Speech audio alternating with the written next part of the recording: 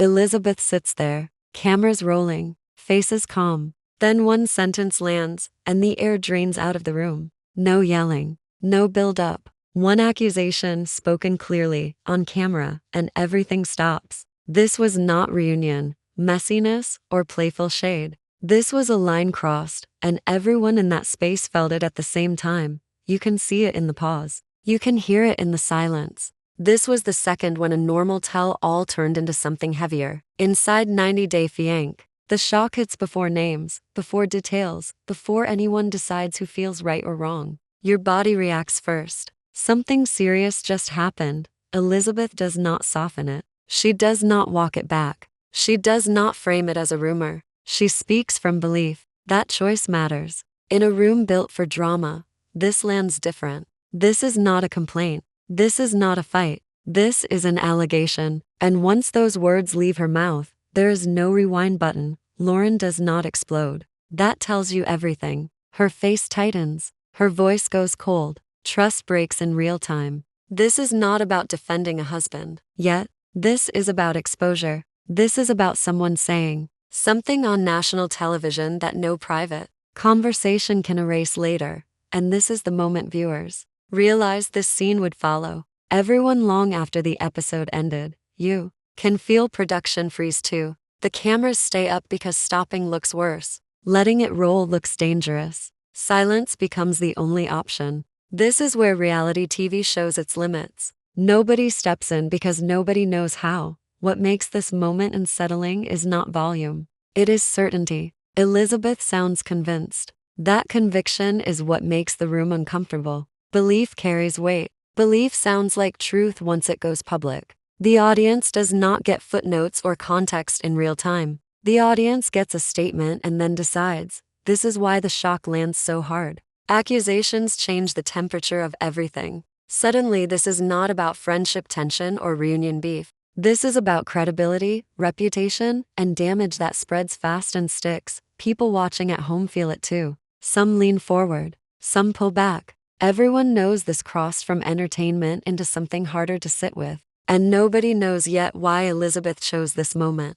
This setting, this timing. Once words like this are spoken on camera, the story stops belonging to the people in the room. The worst part is how calm it all feels. No chaos, no screaming, just a quiet collapse. That calm makes it heavier. It tells you nobody planned this ending, yet everyone is trapped inside it. This is where the open question hangs in the air. Why say something this serious here? Why say it now? And what happens when belief becomes public record with no way back? Before this season burned everything down, Elizabeth and Lauren were not enemies. They were not rivals. They were not two people forced into the same room by a call sheet. Off camera, they were real friends. The quiet kind. The kind reality TV rarely shows because stability does not trend. They met early in their time, around 90 Day Fiancé. Same chaos, same pressure. Same feeling of being watched while trying to keep marriages alive. They leaned on each other when filming got heavy. Phone calls, texts, checking in when social media turned ugly.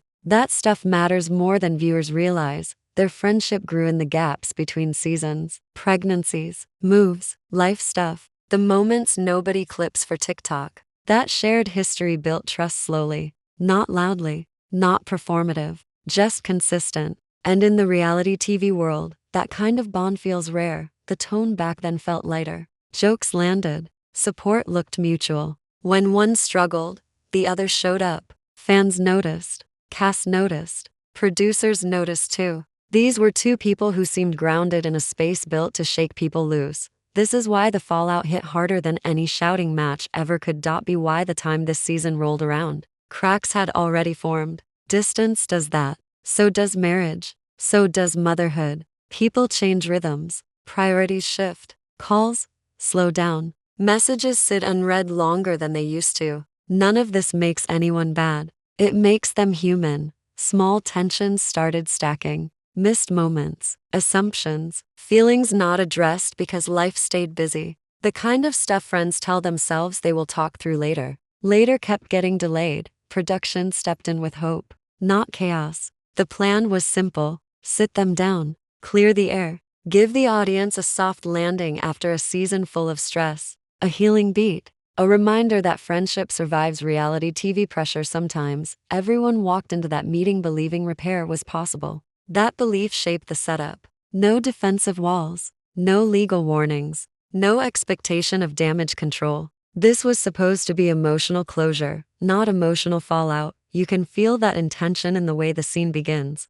Calm voices, open body language, a sense of history hanging quietly between them. This was framed as a reset, not a reckoning. Nobody in that room expected trust to collapse instead of bend. That expectation is what makes the next moment sting more. When people prepare for healing, they leave themselves exposed. And exposure turns dangerous fast once the tone shifts, because when a friendship carries years of unspoken weight, all it takes is one sentence to tip it from repair into ruin. The shift happens fast. Not loud, not explosive. The pace changes first. Elizabeth leans forward. Her voice steadies. Lauren stops moving. You can see shoulders tense. Eyes lock. The room feels smaller. This is the kind of silence you feel in your chest before you understand why. Nobody talks over her. Nobody laughs it off. That alone tells you this is different. In a space built for interruptions and one-liners, everyone waits. The sentence lands. The pause stretches. Shock settles in layers. Viewers at home lean closer because something feels off in a way reality TV rarely admits. Lauren does not argue the details. She goes straight to trust. Her reaction skips content and hits boundary. That choice matters. When someone feels exposed, defense looks different. It looks like distance. It looks like cold clarity. You can hear it when she speaks. Not anger, finality.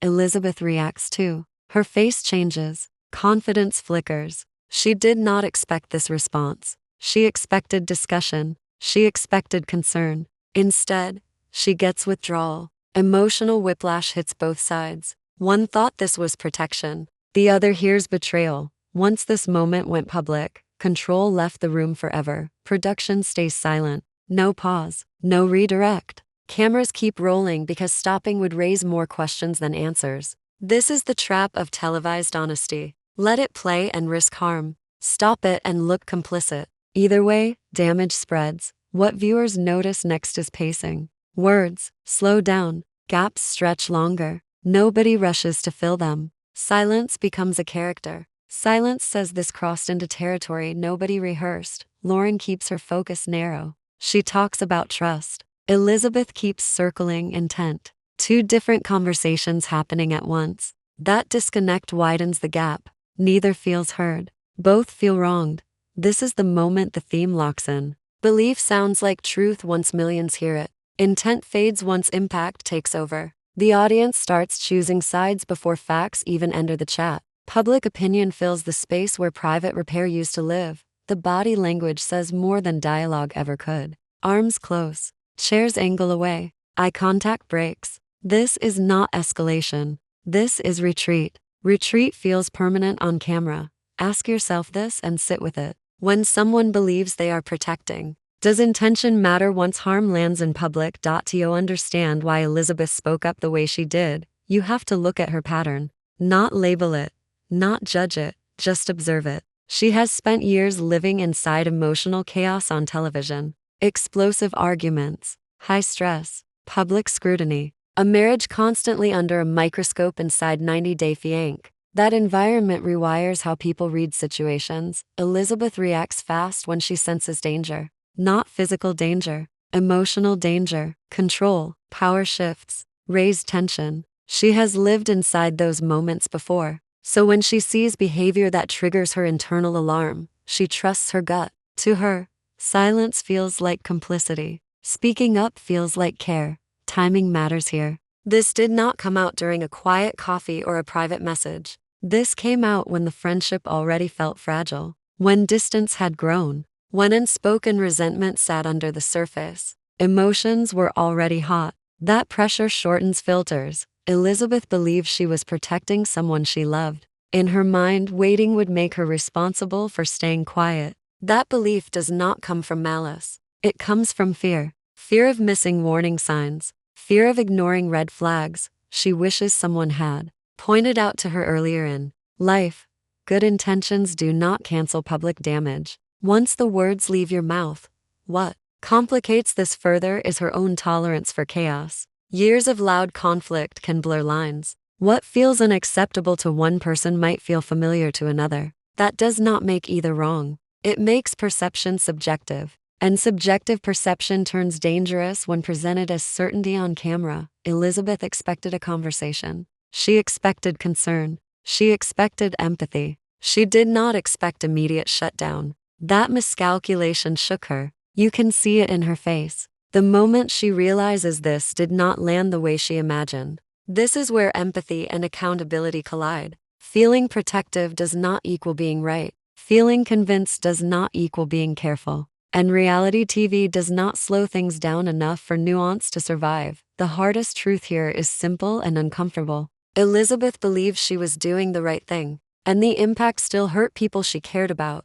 The cliffhanger sits right there. If belief feels urgent and silence feels wrong, where is the line? And who decides when crossing it costs too much? From Lauren and Alex's side, the moment does not register as concern. It registers as exposure. The distinction matters. Concern happens quietly. Exposure happens publicly. And once cameras are involved, the difference becomes everything. Lauren's reaction is rooted in privacy, not secrecy. Privacy. She and Alexei Bravarnik have spent years building a life that feels intentionally calmer than the chaos around them. They draw lines carefully. What stays between them, stays between them. That boundary is part of how they survive reality TV without letting it consume their marriage. So when Elizabeth speaks, Lauren does not hear protection. She hears someone stepping over a line that was never offered. The accusation bypasses trust and goes straight to audience judgment. That shift feels like betrayal because it removes choice. Choice to respond privately. Choice to contextualize. Choice to protect her family from speculation. Alex's presence changes the weight of it too. This is not just about friendship anymore. This is about a husband being discussed while sitting there, while millions watch, while reputations calcify in real time. You can see the calculation happen behind his eyes. Anything he says becomes part of the story, whether he wants it to or not. Lauren's restraint is deliberate. She does not argue facts because that invites debate. Debate invites clips. Clips invite narratives. Instead, she shuts the door, cold, controlled, final. That reaction is not avoidance. It is defense. Some lines feel impossible to uncross because crossing them removes consent forever. From their perspective, intention becomes irrelevant once exposure happens. You cannot protect someone by deciding for them what the world gets to hear. Even if concern is genuine, delivery determines damage. And delivery here came with lights, microphones, and permanence. What hurts most is not the accusation itself. It is where it lives now, online, archived, replayed, speculated on by strangers who do not know them. That permanence is what breaks trust. You cannot take words back once they become content. This is the moment the lens widens. This stopped being about one friendship, one concern, one misjudged moment. This became about legacy, about how reality TV turns private belief into public record. Whatever anyone meant in that room no longer matters as much as what now exists outside it. Because this was no longer personal. It was permanent. Once the accusation hit the air, the room was no longer just a room. It became a liability zone. This is the part viewers rarely see, but always feel. Production does not react emotionally. It reacts procedurally. In moments like this inside 90 Day Fiancé, intervention is never simple. Stepping into fast can look like censorship. Letting it play out can look like negligence. Either choice carries risk, and risk multiplies when accusations are involved. Silence becomes strategy. Cameras stay on because stopping raises alarms. A cut suggests something worse happened. Rolling suggests transparency. Neither option protects everyone. Both protect the network in different ways. What looks like inaction is often calculation. Producers are trained not to validate or escalate. They do not confirm. They do not deny. They observe. Anything said by production in that moment becomes part of the narrative and potentially part of a legal record. That is why the room feels abandoned even when it is full of people. Editing comes later. And editing is where damage control actually happens. What stays? What softens? What gets contextualized through reaction shots instead of dialogue? The audience thinks editing creates drama. Sometimes it absorbs it instead. Stopping the conversation would not have erased the accusation. It would have amplified it. Viewers would ask, why? Online speculation would fill the gap. Silence on screen often creates louder noise off screen. So the moment stays intact, uncomfortable, unresolved. This is where reality TV reveals itself as a pressure cooker. Add cameras. Add time limits. Add unresolved relationships. Then wait, small misjudgments explode. Private instincts turn into public consequences. One sentence spoken under pressure can ripple far beyond the people involved, and those ripples do not stop at friendships. Networks take notes. Producers adjust plans. Cast dynamics shift quietly. Trust between participants and production strains. Future conversations get guarded. People speak less freely after moments like this. This is not just about what happened on camera. It is about what changed after. Who felt protected? Who felt exposed? Who stopped answering texts? Who stopped trusting the process? By the time the cameras finally cut, something bigger than a friendship had already cracked. And everyone involved knew this moment would not stay contained to one episode. At the same time this fallout unfolds, another story quietly mirrors it from a different angle. Not louder, not messier, just equally revealing. Emma and Zeid Hakimi moved through their season carrying promises that sounded solid when they were spoken from a distance. Words said early feel easy. Commitment sounds clear when real life has not tested it yet. Expectations get built on tone, not details. Emma believed certain things were understood. Ziad believed effort would speak for itself. Neither sat down and named boundaries when it still felt safe to do so. Reality changes that fast. Distance closes. Daily life arrives. Small habits suddenly matter. Tone shifts. What once felt loving now feels uncertain. Conversations that should have happened earlier start happening late, when emotions already sit closer to the surface.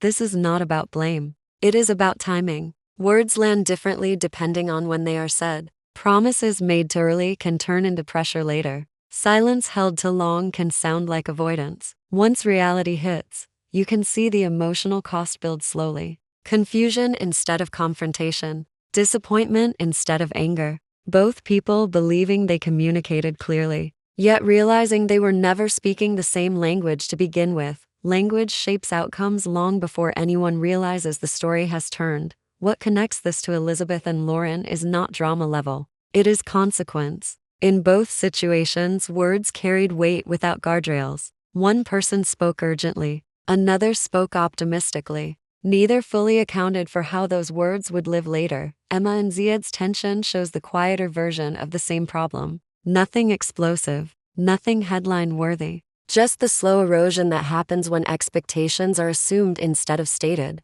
When boundaries stay implied instead of protected, the audience starts to feel it here. This story is not about one accusation or one argument. It is about how easily meaning slips once words leave our control. How intention fades while interpretation takes over. Because whether spoken loudly on a reunion couch or softly across long distance, language does not disappear after it is said. It settles, it shapes, and sometimes, it decides the ending before anyone notices. When you place the two stories side by side, the contrast becomes impossible to ignore. In one room, someone says too much too fast, with cameras rolling. In another, someone says too little too late, before the cameras ever arrive. Different mistakes, same outcome. Elizabeth speaks from urgency. Emma holds back from caution. One believes silence is dangerous. The other believes patience will protect. Both choices feel reasonable in the moment. Both unravel trust in ways neither intended. What connects them is not personality or motive. It is miscalculation. Words released without containment. Words withheld without clarity. In both cases, timing does the damage. Once the moment passes, repair becomes harder than prevention ever would have been. Trust collapses quietly at first. Not with screaming, with distance, with tone shifts, with the subtle realization that something shared no longer feels safe. Pain lingers because nobody feels fully wrong, yet everyone feels hurt. This is where viewers start to recognize themselves. The instinct to speak up and regret the fallout. The instinct to wait and regret the silence. Most people have lived on both sides at different times. That recognition pulls the audience closer, because this no longer feels like reality TV behavior.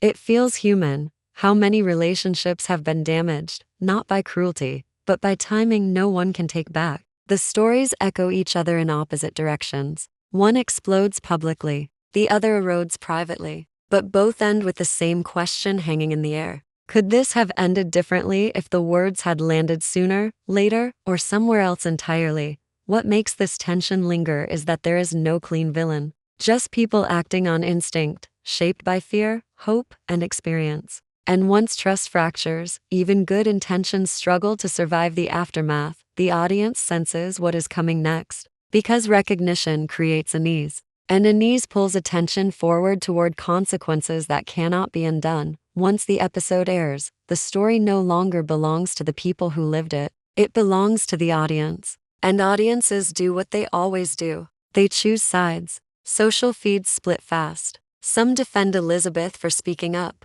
Others condemn her for crossing a line. The middle ground disappears almost immediately. Nuance does not trend. Certainty does. Viewers begin treating tone as evidence and confidence as credibility. Silence becomes suspicious. Lauren's refusal to engage gets framed as avoidance instead of boundary. At the same time, Elizabeth's willingness to speak gets framed as honesty instead of assumption. In the court of public opinion, volume often wins over restraint. This is how reality TV trains viewers to think. If someone talks, they must be telling the truth. If someone stays quiet, they must be hiding something. The audience fills in gaps with belief instead of information. Public opinion rarely rewards complexity. It punishes it. Comment sections turn behavior into verdicts. Short clips replace context. Reaction videos reshape tone. Every pause, every facial expression gets dissected for meaning it may never have carried. People argue over intent as if intent were measurable. What gets lost is proportion. One moment becomes a defining trait. One choice becomes an entire personality. That flattening effect strips people of their full story. Once labeled, it becomes hard to escape. This reaction cycle feeds itself. Cast members see it. Families see it. Kids will see it one day. The weight of that awareness changes how people move forward, even if they never speak publicly again. The irony is that everyone involved becomes quieter after moments like this, not louder. But by then, silence has already been interpreted. The hook hangs here for a reason. If the audience decides who someone is based on one moment, what happens to the parts of the story that never make it on screen? After the cameras shut off, the noise fades fast. No reunion couches, no bright lights, no producers asking for clarity. Life resumes in smaller rooms with heavier air. Friendships do not explode here. They thin out. Messages slow. Group chats go quiet.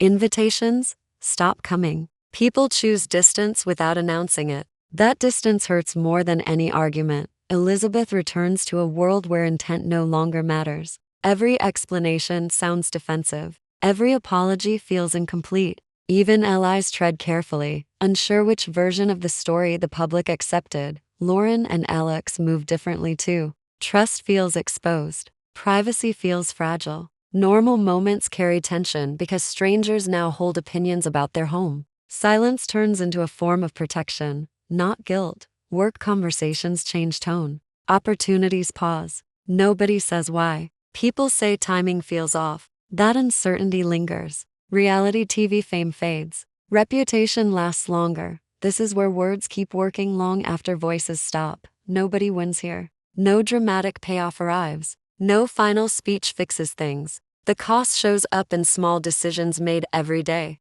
Who feels safe? Who does not? Who gets invited back? Who fades out? The hardest part is knowing none of this feels intentional. Everyone believed they were acting from care, fear, loyalty, or instinct. Intent still fails to undo outcome. This is the part viewers rarely see. After the episode, after the takes, after the comments. When life goes quiet and people sit with consequences that no edit can soften, and sitting in that quiet sets up the final truth this story forces into the open, because one last question still hangs. And the next chapter pushes it even further. The credits roll, but nothing resets. Reality TV sells the idea of closure. Final words. Group hugs. Next season energy. Real life does not work like that. Moments spoken on camera keep moving long after episodes end. That opening accusation hits different now. Not louder, heavier, with context, with history. with fallout attached. One sentence turned into a record, a belief turned into a headline, a private fear turned into public consequence. Nobody walks away clean. Elizabeth loses a friendship built over years. Lauren loses the comfort of privacy. Alex carries a label he never agreed to wear. Producers inherit a moment they cannot rewind. Viewers inherit a story they flatten into sides. Reality TV turns speech into action and action into history. This is the danger line. Once crossed, intentions stop mattering. The system rewards escalation. The audience rewards certainty. Silence feels suspicious. Speaking feels brave. Neither protects people from long-term impact. There is no villain crown here. No hero. Edit. Only people learning too late that some truths need proof and some concerns need walls, not microphones. The franchise keeps moving. New couples. New conflicts. New words spoken too fast or held too long. And the pattern repeats, because inside this universe, the most dangerous moment is not a breakup or a betrayal.